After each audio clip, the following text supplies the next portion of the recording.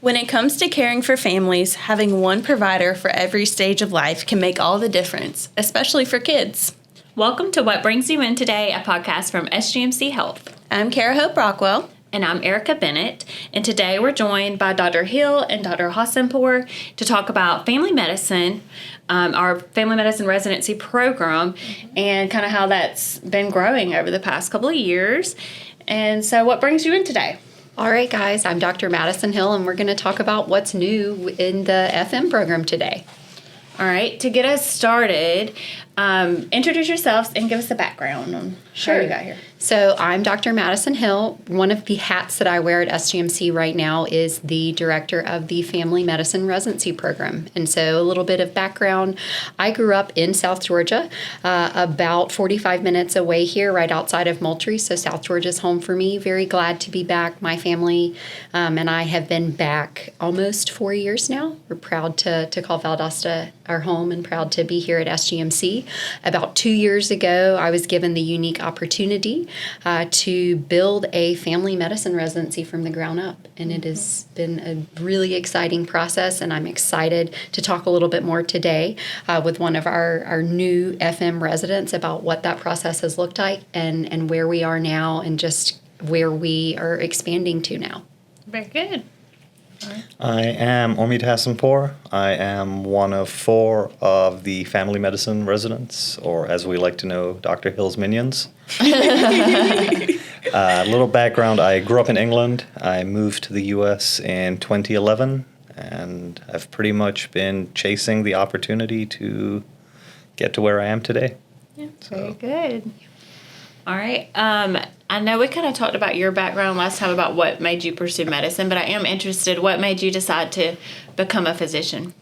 For me, science was always a peak interest for me. At the age of 11, my mom was diagnosed with a pneumothorax, which using my little textbook, I managed to figure out. So we got to the hospital, and then the doctor gave me a high five. Wow. And it was best high five ever. So Here we are. I've been chasing that high five ever since. Wow. So. That's incredible. Yeah. I didn't know that, so that was Yeah. exciting. Thank you for crazy. sharing. Of course, thank you. So, Dr. Hill, we've had you on the podcast before, but now we wanted to have you come back and talk a little bit about updates since we last had you of the family medicine residency, and just how have things gone since we last spoke with you? Yeah, so last time I was on, I think we talked a lot about lifestyle medicine and a little bit about, what was coming next from a family medicine standpoint. At that time, it was very conceptual. We were still in the process of getting accreditation from the ACGME. ACGME, for those of folks who aren't in the GME space, is just the accrediting body for all the residencies in the United States. And so we received our initial accreditation for our family medicine program back in January of 2025. And so we get to have 8 new residents a year for a total complement of 24 residents when our slots are all full. And so we actually were able to get 4 residents who were in their first year, PGY1, from a program that had closed elsewhere in Georgia, and they joined us this past March, and we have just been really, really glad that they are on board with us. And so that was a little ahead of our timeline. We were planning initially, probably if you'd asked me 2 years ago, to match our first class who would be starting with us within the next month. But as the universe has it, it was an even better deal, and we're proud to have them. So now we'll actually have what we call upper levels. So they'll be matriculating into their PGY2 just in the next few weeks. And then we'll have 8 new folks come in about 3 weeks from now. So we'll have 12 folks in the family medicine space. And my hope is that we can show them what family medicine is all about. And hopefully most of them will hang around and help provide care for our community. Yes, and speaking of family medicine, tell us what that is. What does that apply to for the general listening audience? Right, so family medicine is really what we call cradle to grave medicine, right? So one of the fun things is you can do OB, you can be in there and deliver the baby. You can see the mom and the baby after they've delivered and do a newborn visit at the office. You can see them as they grow through their years in grade school, in college, throughout different parts of their life, all the way to the geriatric age of 100 or however old they grow to. And so it's unique in the ability that there's not really a patient that we turn away. And so another thing that I really love about family medicine in that space is that you can do combo visits, right? So it's not just, you go to the doctor and you can't bring your kids. If I see you and your children, if you're all patients of mine, we can do a combo visit. And I absolutely love that. Cara Hope was telling me about that before you came in, and that is brilliant. And so we're that is brilliant. I know one of the things we wanted to talk about today is what what changes when we open up our clinic to pediatrics of all ages. And I think access to care changes, right? Mm-hmm. Because I look at it from I'm a busy mom of two, right? Mm-hmm. And so if I have to take off for an appointment for me, then I also have to take off for an appointment for my kids. Usually that's not at the same time. And whoa, if it happened on the same day, that would be amazing, but probably not. But now we have the ability and the aptitude to make that happen. Yeah. And also it's with the same provider, which is so cool, right? They know everything. So I think that's a really beautiful thing. Yeah, it's so convenient. That's what I do for my dental appointment. So myself and both of my sons, we all have the same dental appointment every block. And it's convenient because I can go pick them up. We all go together and we're done for 6 months. Yes. But if one of them is sick and they miss, and then now, to your point, I'm having to schedule, it's horrible. So the ability to be able to do this for primary care, I think, is huge. I think the peds portion is going to be, a fun thing, right? You can do the pairing with the parent and the kid, mm-hmm. but I think also the pairing for maybe adults who are taking care of some of their older parents in the geriatric space, that can be really powerful too, right? Because a lot of times when you're in that caretaker role as an adult, it's hard to find time for your own appointment and for your parent's appointment. Well, you can bundle those together, right? You don't have to be in the same room. You can be in a room next to each other, but maybe you do a 10 o'clock and your parent does a 10:15, and you get everything you need under one roof. Yeah. Quite literally what happened for me yesterday. Yes. And so you had that in clinic actually, I did right? yesterday. I had the daughter and her mother. She was caretaking for her mother, and she was incredibly happy that we managed to schedule them both right after each other in the same room. Right. I'll also say it's a huge win as well from just an understanding and a patient kind of rapport, because you understand the family dynamic, which is only going to help you care for them better. Right. Yeah, I think it's just life has evolved. Everyone is busier and busier, and it's just so hard. And then thinking about healthcare, our providers are busier and busier, right? If you miss an appointment and you have to reschedule, it can be oftentimes weeks out maybe, and it's just... So to be able to get that done right and done efficiently is definitely a win. Yeah.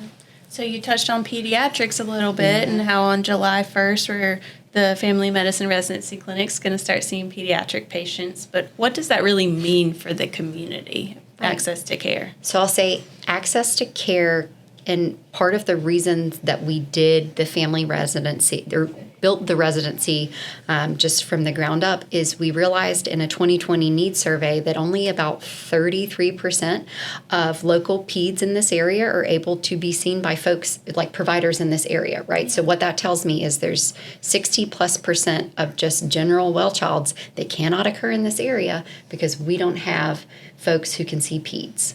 So I said, this will not do.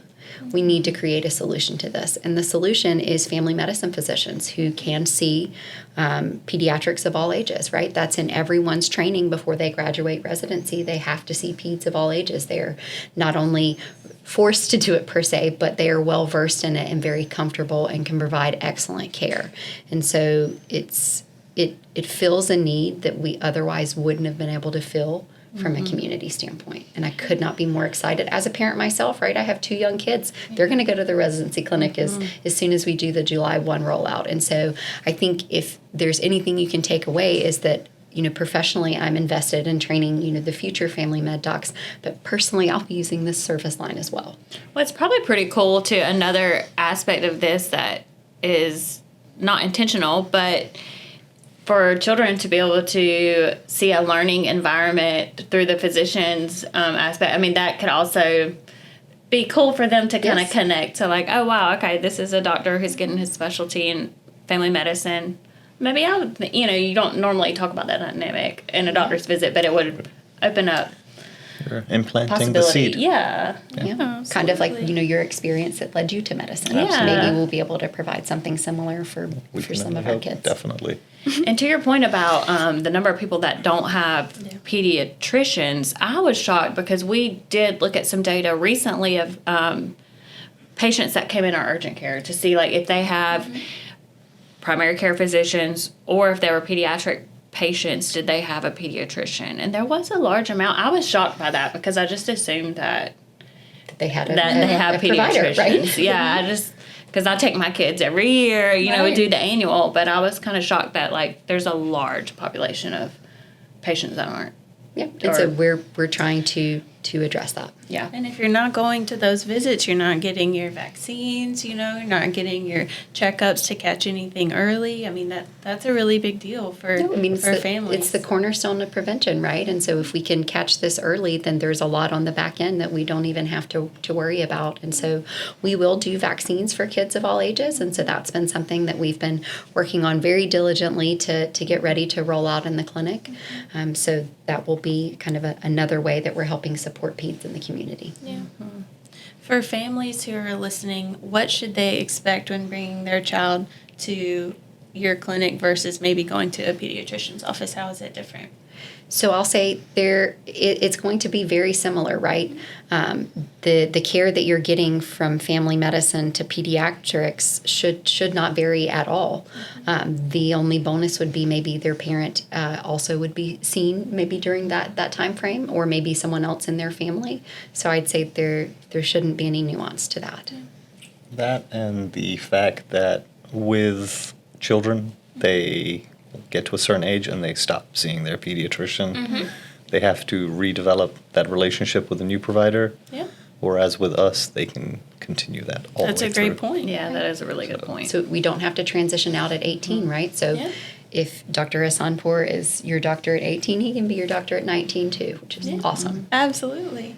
And can you talk a little bit about how the residency clinic is different than a regular clinic and all of the perks for patients? Like you're basically getting treated by two physicians instead of just one. Absolutely. So when you call to schedule with our clinic, you will be placed on a schedule with one of our residents. That resident will be your primary care provider. So if you choose to have Dr. Hassanpour, his name will be on your chart. You will get a notification that says your appointment is Monday at 9 a.m. and it will be with him. You'll have a very regular intake. You'll see Dr. Hassanpour. And then once he finishes with your visit, he and I are going to discuss everything that happened. We are going to talk about things that will help him grow from a learning standpoint to further his knowledge, because our goal at the end of residency for our residents is they can practice autonomously, right? Like I want them to be able to see patients without seeing an attending physician. And that conversation on the back end after the visit that you guys have is where that learning happens. The second piece of that is once we have that conversation and kind of decide a way forward, we go back in, usually together, and talk about what that looks like. A lot of times I'll confirm different pieces that he's telling me about the history, confirm different things on a physical exam, and then all together we will make the best choice possible for that patient's care. And so 2 for 1, anyone, right? Like two docs are way better than one. And so you're going to get that every single time you're seen in a residency clinic. And that is really where it happens. The other piece is you're contributing to someone's knowledge and growth, right? Whereas if you're in a private clinic where there aren't folks you're training, right? Yes, you're still having that relationship where you probably are teaching your docs things that you may not even know. But our primary purpose for the residents is to learn and to grow and to develop their clinical acumen and their style of practicing medicine, and you get to be a part of that. Yeah. So not only are you getting to help train the next generation of physicians, but also you get to spend a little bit more time with your doctor. And I know that's something that's very important to people, that they don't want to just be another number on the schedule. Like they want to sit down and have those conversations and ask all of their questions. Yes. And you get that time to do that. You do. I think it's incredibly personalized medicine and something that is a huge benefit versus other clinics because we have the time to do it. It takes time to be thoughtful and to train residents, but it's not just time we're spending, it's time that you get with the patient. So, Dr. Hassanpour, what drew you to family medicine? Why that instead of some other specialty? I like the continuity of care going through. I like building relationships with people, knowing that I will see the same patient multiple times a year. Well, hopefully not multiple times a year, but perhaps for different reasons. Sure. But at least I'll see them for reasons that I may know. They'll come in. We see so many different patients in a day. One could be diabetes management. The next one would be management of their high blood pressure. Another one, Medicare wellness. So it's a broad spectrum, but I don't focus on one specific disease process or one organ system. So That's good. What has been the most exciting thing that you've seen since you've been here with us? in what regard do you mean? I don't know. I'm just leaving it open. Like, what has been your experience thus far, just joining our team? Everyone at SGMC has been amazing. Quite literally everyone. I cannot single any single person out, although you deserve special credit. Megan deserves special credit. Dr. Corson, Dr. Parker. Mm-hmm. Just quite literally everyone. No. You walk down the hallways, people are greeting you. Mm-hmm. It's a different sense of community and family that comes with SGMC, so I'm very grateful to be here. I love that.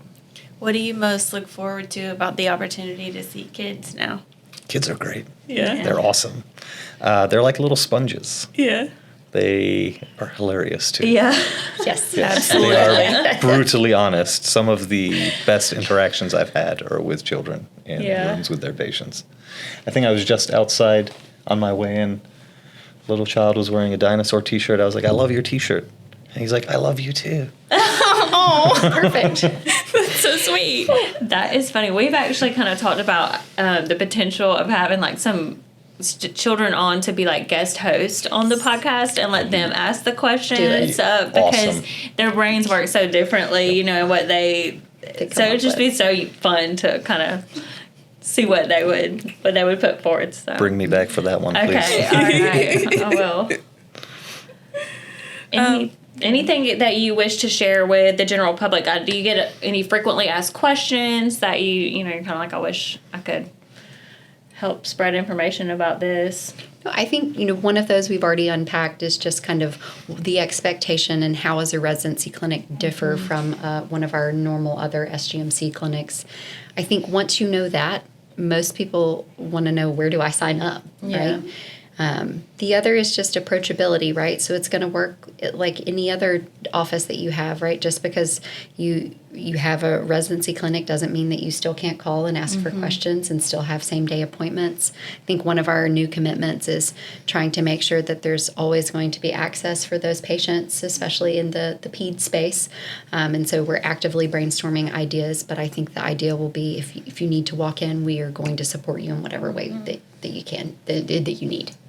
Can you talk about that a little bit too? Like the difference of when you would call your doctor and try to get in for a same day appointment versus going to urgent care, and why it really does benefit you if you can see your primary care provider? Absolutely. So a lot of times, I get multiple different phone messages a day. And if I didn't know these patients, I would not be able to accurately tell them, well, you need to come see me, or we can send you something in, or you should go to urgent care or the ER. So that foundational patient-doctor relationship that you're getting in family medicine allows us to kind of tell you what to do.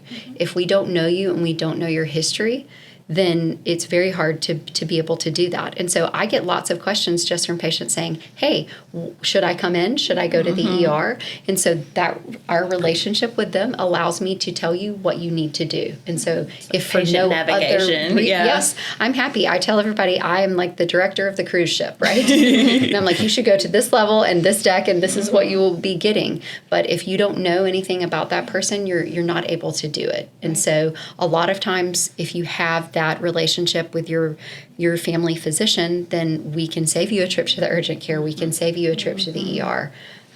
It just is better that way. And the other convenient thing that your clinic has is the access to MyChart, right? The MyChart application, and even being able to send messages through MyChart and things like that. It's a lot more convenient than having to play phone tag or even, try to call the office.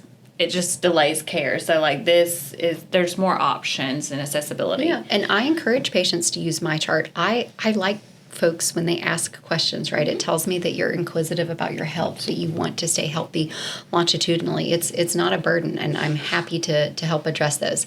Sometimes those can be addressed with a quick message back over MyChart, and then sometimes I'll say, hey, let's get you an appointment so you have a dedicated space so we can really unpack this for you. But again, that longitudinal relationship allows us to know how do we navigate that space. I think my new outro with patients has been, do you have MyChart? Feel free to message me at any time. Yeah. And we truly mean that.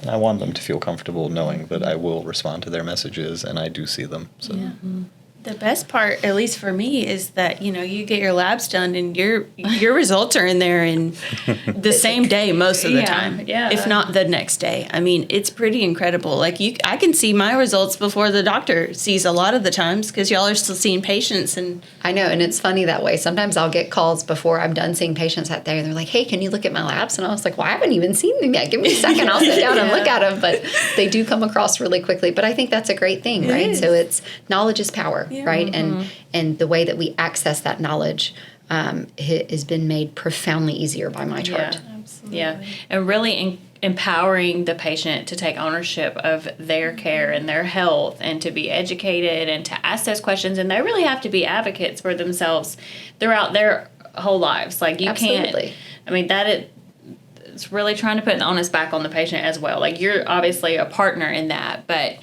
we have a little bit of responsibility too as a patient to be educated and advocate for yourself and make sure that.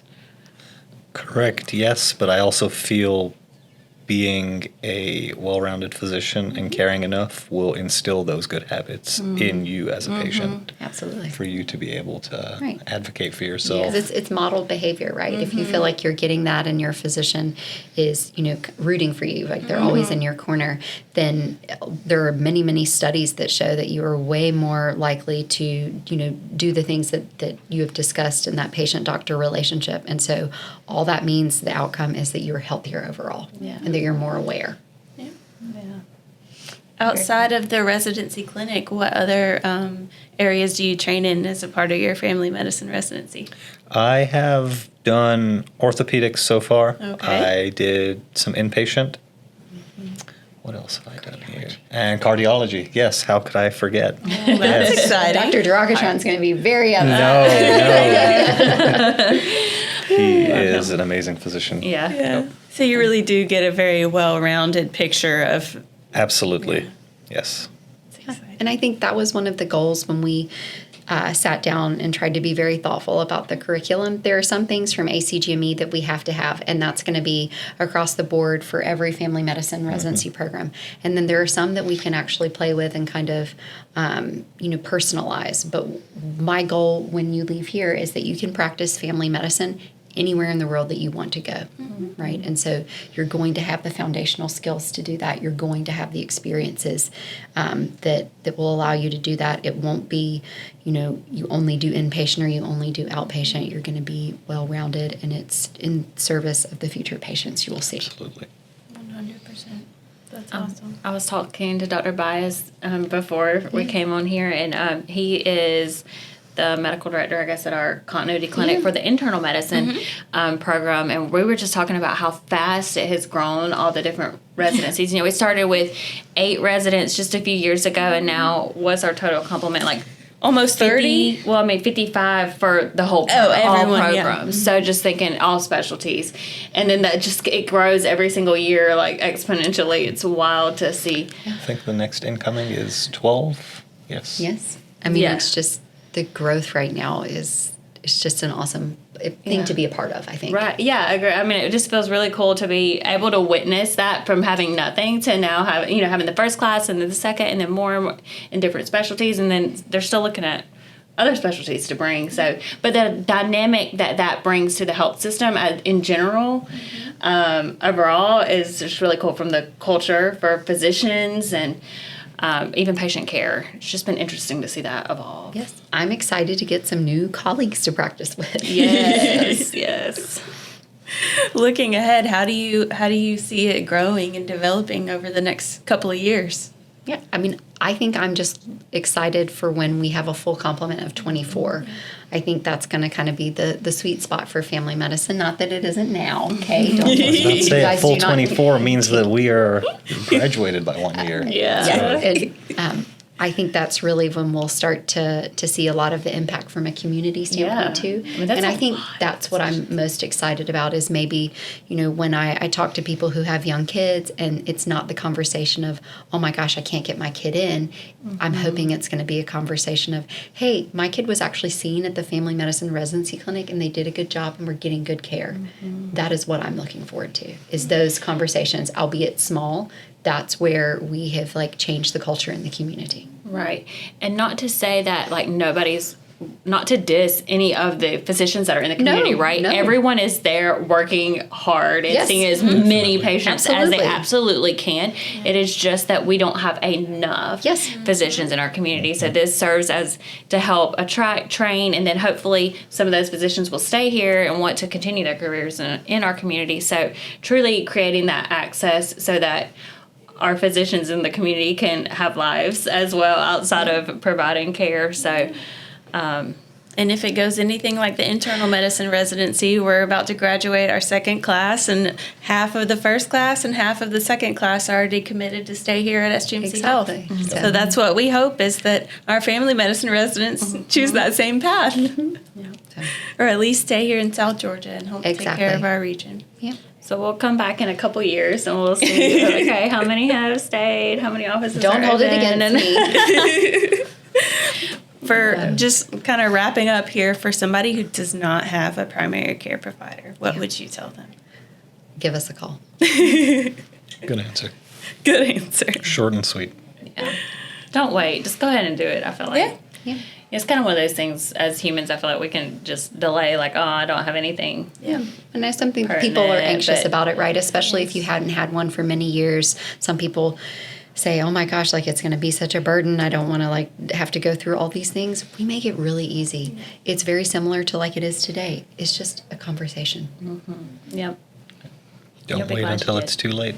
That way you can see primary care and not a specialty. Yeah. Absolutely. Well, thank you both for joining us. Of course. Thank you for having us. Appreciate it.